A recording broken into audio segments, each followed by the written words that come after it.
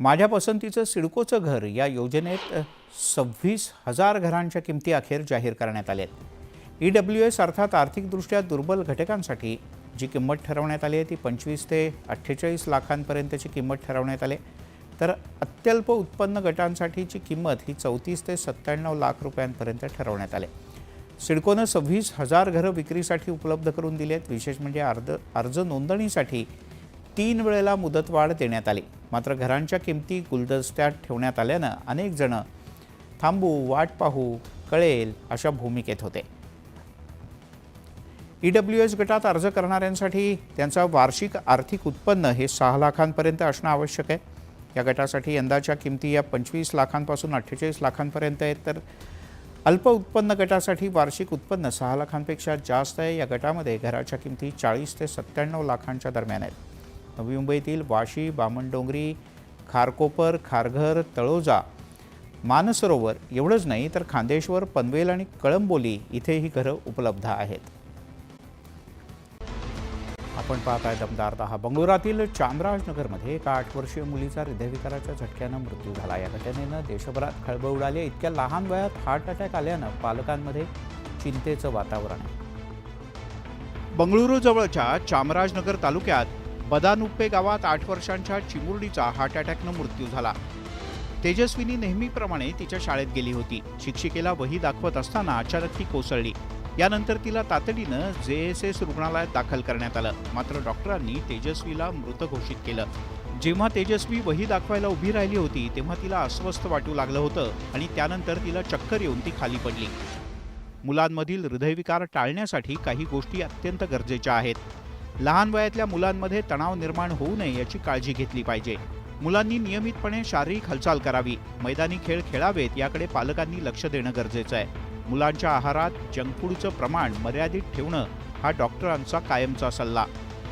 तरुणांमधील heart अटॅकनं आतापर्यंत चिंता वाढवली होती, मात्र आता लहानग्यांमध्ये सुद्धा हार्ट अटॅकच्या घटना वाढत चालल्यानं चिंता अधिक वाढली आहे।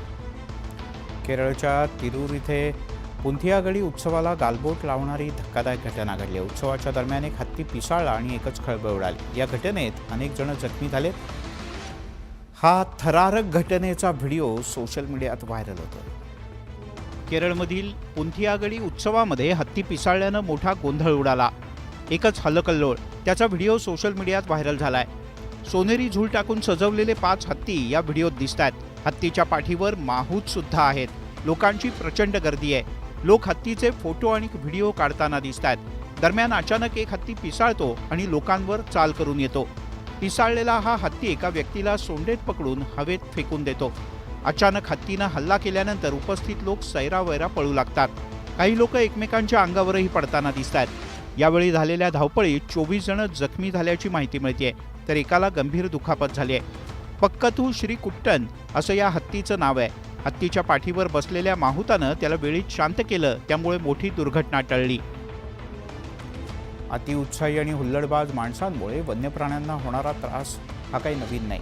गेल्याच आठवड्यात नागपूरच्या उमरेड करांडला अभयारण्यात अतिउत्साही पर्यटक आणि बेजबाबदार जिप्सी चालकांनी वाघीण आणि तिच्या बछड्यांचा मार्ग रोखून धरला होता। आता भंडाऱ्यात सुद्धा अशीच काहीशी घटना समोर आली आहे। लाखांदूर तालुक्यात हरदोली गावात झुडपात बसलेल्या वाघाला अतिउत्साही ग्रामस्थांनी घेरल्याचं समोर आलं। झुडपात बसलेला हा वाघ दिसताच गावातील उपद्रवी तरुण तिथे गोळा झाले आणि त्यांनी वाघाच्या अतिशय जवळ जात व्हिडिओ, अगदी सेल्फी सुद्धा काढले। काही ग्रामस्थांनी तर त्याला डिवचण्याचा प्रयत्न केला। हे सगळे प्रकार किती धोकादायक असू शकतात याची कल्पना असूनही उत्साहाच्या भरात हा जमाव वाघाच्या अगदी काही फूट अंतरावर पोहोचला। ग्रामस्थांचे फोटो आणि व्हिडिओ व्हायरल झाल्यानंतर वनविभागानं घटनास्थळी धाव घेतली आणि वाघाला जेरबंद केलं। हा वाघ सुहानी वाघिणीचा बछडा असून गेल्या आठवड्यात सुद्धा तो असाच मुक्तसंचार करताना आढळला होता। 22 महिन्यांचा हा वाघ मादीच्या शोधात आणि आपलं अस्तित्व टिकवण्यासाठी नवीन जंगलांच्या शोधात भटकतोय, पण नागरिकांच्या हुल्लडबाजीमुळे त्याला जेरबंद करावं लागलं। दरम्यान वाघाला त्रास देऊन स्वतःचा जीव धोक्यात घालणाऱ्या या उपद्रवी तरुणांवर कडक कारवाई करण्याचा इशारा वनविभागानं दिलाय। दररोज 15 लिटर दूध पिणारा 1.5 कोटी रुपयांचा गजेंद्र रेडा सध्या शेतकऱ्यांचं आकर्षण ठरतोय। ठिकठिकाणी भरत असलेल्या कृषी महोत्सवात या रेड्याला पाहायला शेतकऱ्यांची गर्दी होते। चिपळूणच्या कृषी प्रदर्शनात सध्या या रेड्याची चर्चा आहे। महाराष्ट्रासह कर्नाटक इथं आजवर झालेल्या 25 वेगवेगळ्या प्रदर्शनात प्रमुख आकर्षण ठरलेला हिंद केसरी गजेंद्र रेडा चिपळूणमधील कृषी प्रदर्शनात आलाय। या रेड्याला पाहण्यासाठी शेकडो लोक हजेरी लावतायत।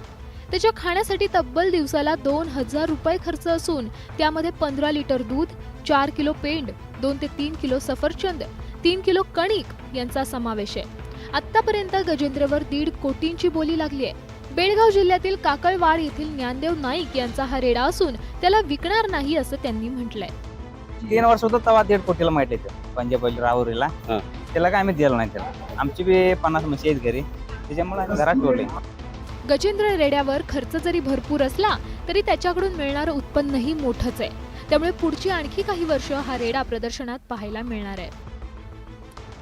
उधार घेतलेले पैसे देण्यासाठी टाळाटाळ केल्यानं मित्रानं मैत्रिणीची हत्या केली। पुण्यात विमाननगर इथेही धक्कादायक घटना घडली। दोघांमध्ये वाद झाल्यानं आरोपीनं तरुणीवर कोयत्यानं वार केले। यात या तरुणीचा मृत्यू झाला। पुण्यात विमाननगर येथील WNS IT कंपनीत लेखापाल म्हणून काम करणाऱ्या मित्रानं मैत्रिणीवर धारदार कोयत्यानं वार करून हत्या केली आहे। कृष्णा कणोजियानं शुभदा कोदारे या तरुणीची हत्या केली आहे। मुलीच्या हातावर कोयत्यानं वार केलेत। तिच्यावर रुग्णालयात उपचार सुरू असतानाच तिचा मृत्यू झालाय। पोलिसांनी आरोपी कृष्णा कणोजियाला अटक केली आहे। प्राथमिक चौकशीमध्ये असं निष्पन्न होत आहे की ही मुलगी आणि मुलगा यांच्यामध्ये आर्थिक देवाणघेवाण होती आणि त्या आर्थिक देवाणघेवाणीच्या रागातूनच या मुलानं त्या मुलीवर हल्ला केलेला आहे। शुभदा आणि कृष्णा एकाच कंपनीत लेखापाल म्हणून नोकरीला होते। शुभदाने कृष्णाकडून काही रक्कम उसने घेतली होती, मात्र पैसे देण्यास टाळाटाळ केल्यामुळे दोघांमध्ये वाद झाले। कालही इमारतीच्या पार्किंगमध्ये त्यांच्यात पुन्हा वाद झाले। यातून कृष्णानं धारदार चाकूनं शुभदावर वार केले। आगामी महापालिका निवडणुकांसाठी सर्वच राजकीय पक्षांनी तयारीला सुरुवात केली। अशातच मनसेचे अध्यक्ष राज ठाकरे यांची आशिष शेलार आणि मोहित कंभोज यांनी भेट घेतली। या भेटीमुळे आगामी महापालिका निवडणुकीत मनसे आणि भाजपची युती होणार का या चर्चांना उधाण आलंय। भाजपचे मुंबईचे अध्यक्ष आशिष शेलार आणि त्यानंतर काही वेळातच मुख्यमंत्री देवेंद्र फडणवीस यांचे विश्वासू मोहित कंभोज यांनी राज ठाकरे यांच्या शिवतीर्थ या निवासस्थानी जाऊन त्यांची भेट घेतली। विधानसभा निवडणुकांच्या निकालानंतर आणि राज्य मंत्रिमंडळाच्या स्थापनेनंतर या भेटीगाठी सुरू झाल्या आहेत। राज ठाकरे आणि आशिष शेलार यांच्या भेटीत पालिका निवडणुकीच्या पार्श्वभूमीवर चर्चा झाल्याची माहिती मिळते। दरम्यान भाजपचे नेते आणि राज ठाकरे यांच्या भेटीवर मनसेच्या नेत्यांनी सकारात्मक भूमिका घेतली। भविष्यात देखील जर त्यांनी जर आम्ही एकत्र आलो तर त्याचा फायदा भारतीय जनता पक्षाला देखील होणार आहे। मनसेचा वापर होतोय, तो वापर बाळासाहेब ठाकरेंच्या शिवसेनेविरुद्ध होतोय। उद्धव ठाकरे यांच्या पक्षाकडे असलेला मराठी मतांचा टक्का राज ठाकरे यांच्यामुळे आपल्याकडे वळेल असा भाजपचा होरा आहे।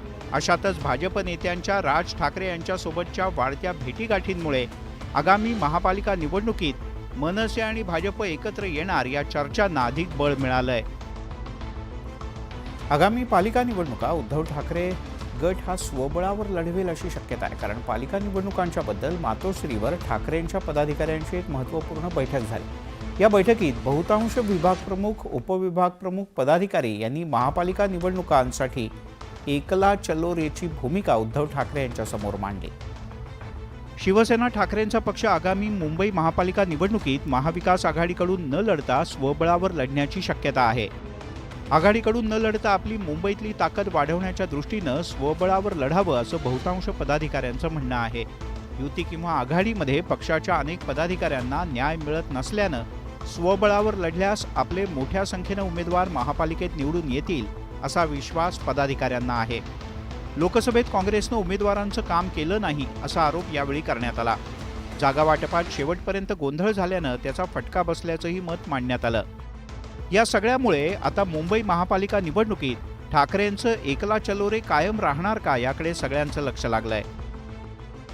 खंडणी प्रकरणात CIDनं आरोपी विष्णू चाटे याचे व्हॉइस सॅम्पल्स घेतलेत। आता याच गुन्ह्यात वाल्मिक कराडचे सुद्धा व्हॉइस सॅम्पल घेतले जाणार आहेत। खंडणी प्रकरणात आरोपींना शिक्षा करण्यासाठी ठोस पुरावे गोळा करण्याचं काम सध्या सुरू आहे। वाल्मिक कराडवर पवनचक्कीची निर्मिती करणाऱ्या अवादा एनर्जी कंपनीकडून 2 कोटी रुपयांची खंडणी मागितल्याचा आरोप आहे। याच आरोपावरून विरोधकांनी आक्रमक पवित्रा घेतला। दुसरीकडे खंडणी प्रकरणी दाखल झालेल्या गुन्ह्याच्या प्रकरणात CIDनं तपास सुरू केलाय। वाल्मिक कराडनं आरोपी विष्णू चाटेच्या मार्फत कंपनीच्या अधिकाऱ्यांशी संवाद साधला होता। विष्णू चाटे अवादा कंपनीच्या अधिकाऱ्यांना घेऊन वाल्मिक कराडला भेटण्यासाठी गेला होता असा आरोप आहे। त्या दृष्टीनं अधिक तपासासाठी विष्णू चाटेचे व्हॉइस सॅम्पल घेतले गेले. खंडणीच्या गुन्ह्यात वाल्मिक कराडचे सुद्धा व्हॉइस सॅम्पल तपासले जात आहेत. सॅम्पलच्या तपासणीनंतर वाल्मिक कराडनं अधिकाऱ्यांच्याकडून किती खंडणी मागितली, त्यांच्यात नेमकं काय बोलणं झालं याचा उलगडा होऊ शकतो. विष्णू चाटे हा तपासात सहकार्य करत नसल्याची माहिती अधिकाऱ्यांनी दिली. या प्रकरणी पोलिसांनी पाळमुळं खणून काढायला सुरुवात केली आहे. परिणामी तपासात कुणावरचे आरोप सिद्ध होतात आणि कुणाला शिक्षा होते याकडे सगळ्यांचं लक्ष लागलंय. धनंजय मुंडे यांनी माझी जमीन हडप केली असा गंभीर आरोप त्यांचीच मामी सारंगी महाजन यांनी केलाय. महाजन यांनी मुख्यमंत्री आणि उपमुख्यमंत्र्यांची भेट घेत न्यायाची मागणी केली. धनंजय मुंडे यांचा राजीनामा घ्यावा तसंच त्यांची आमदारकी सुद्धा काढून घ्यावी अशी मागणी त्यांनी केली. धनंजय मुंडे यांच्या मामी सारंगी महाजन यांनी त्यांच्यावर गंभीर आरोप केलाय. धनंजय मुंडे यांनी आपली जमीन हडप केल्याचा आरोप सारंगी महाजन यांनी केला. या प्रकरणी न्याय मिळावा यासाठी महाजन यांनी मुख्यमंत्री देवेंद्र फडणवीस यांची भेट घेतली. धनंजय मुंडे आहे जो माझा भाचा आहे, तर त्याने माझी जागा हडप केलेली आहे एका नोकराच्या माध्यमातून. सारंगी महाजन यांनी धनंजय मुंडे यांच्या राजीनाम्याची मागणी केली आहे. मुंडे यांनी 10 वर्ष जनतेत राहून काम करावं, माज कमी करावा अशी टीका सारंगी महाजन यांनी केली. आणि आमदारकी पण रद्द करून त्यांनी धनंजयनी स्वतः 10 वर्ष किमान जनतेमध्ये राहून काम करावं आणि स्वतः जमिनीवर यावं. धनंजय मुंडे यांनी केलेल्या फसवणुकीत पंकजा मुंडे यांचा सुद्धा सहभाग असल्याचा आरोप त्यांनी केला. त्याच्यात पंकजाचं पण मुखसंमती आहे. पंकजा पण काही अगदी फार धुतल्या तांदळासारखी नाही आहे. आधीच संतोष देशमुख हत्या प्रकरणात विरोधकांनी धनंजय मुंडे यांना घेरलंय. त्यातच आता या नव्या आरोपांनी त्यांची अडचण वाढणार आहे. ओबीसी नेते लक्ष्मण हाके यांनी संतोष देशमुख हत्या प्रकरणाला जातीय रंग दिला जात असल्याचा आरोप ओबीसी नेते लक्ष्मण हाके यांनी केला. याच वेळेला बोलताना त्यांनी मनोज जरांगे पाटील आणि सुरेश धस यांच्यावरही निशाणा साधला. संतोष देशमुख यांच्या हत्येचं समर्थन करत नाही, मात्र देशमुख हत्या प्रकरणाला जातीय रंग दिला जातोय असा आरोप ओबीसी आंदोलक लक्ष्मण हाके यांनी केलाय. दुर्दैवाने या हत्येला जातीचा रंग दिला जातोय. अरे हत्येला कधी आरोपीला कधी जात पात धर्म असत नाही. सुरेश धस हे संतोष देशमुख हत्या प्रकरणाच्या माध्यमातून स्वतःच्या फायद्याचं राजकारण करू पाहतायत असा आरोप लक्ष्मण हाके यांनी केलाय. सुरेश धस नावाचा माणूस स्वतःच्या राजकारणासाठी स्वर्गीय संतोषबाई देशमुखांच्या हत्येचं राजकारण करतोय. लक्ष्मण हाके यांनी मनोज जरांगे पाटील यांच्यावरही टीकेची तोफ डागली आहे. अरे याचं वजन 35 किलो, याचं वजन 35 किलो आणि म्हणतोय घुसून मारीन. संतोष देशमुख हत्या प्रकरणाचे सुरेश धस आणि मनोज जरांगे पाटील यांनी गांभीर्य कमी केल्याचाही आरोप लक्ष्मण हाके यांनी केलाय.